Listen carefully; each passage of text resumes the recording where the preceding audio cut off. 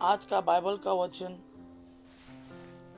उत्पत्ति का ग्रंथ अध्याय 3 वचन 1 से 8 और आज का सुसमाचार सन मरकुस के अनुसार अध्याय 7 वचन 31 से 37।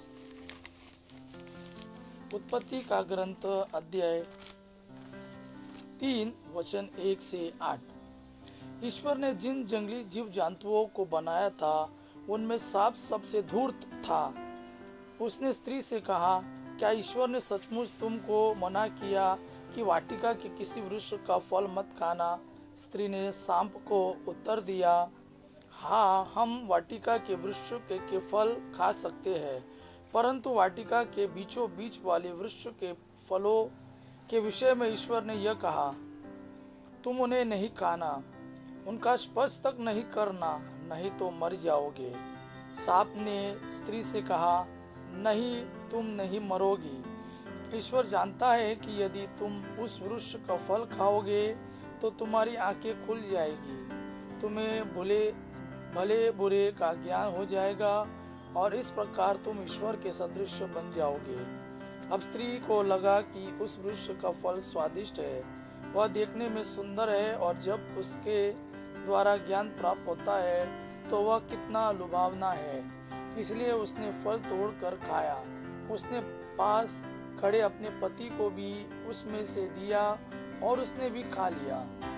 तब दोनों की आंखें खुल गई और उन्हें पता चला कि वे नंगे हैं। इसलिए उन्होंने अंजीर के पत्ते जोड़ जोड़ कर अपने लिए लंगोट बना लिए।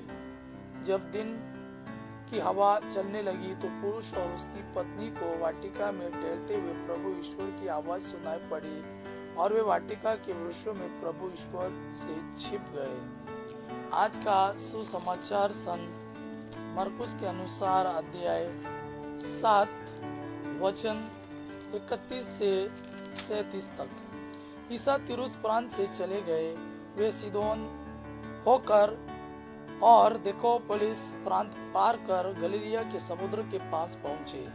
लोग एक बहरे गूंगे को उनके पास ले आए और उन्होंने यह प्रार्थना की कि आप उस पर हाथ रख दीजिए। ईसा ने उसे भीड़ से अलग एकांत में ले जाकर उसके कानों में अपनी उंगलियां डाल दी और उसकी जीभ पर अपना थूक लगाया। फिर आकाश की ओर आंखें उठाकर उन्होंने आह भरी और उससे कहा, एफ्रता, अर्थात खुल जा। उसी क्षण उसके कान खुल गए और उसकी जीभ का बंधन छूट गया, जिससे वह अच्छी तरह बोला।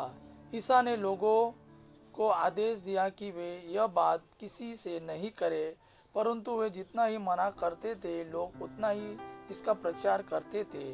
लोगों के आश्चर्य की सीमा न रही।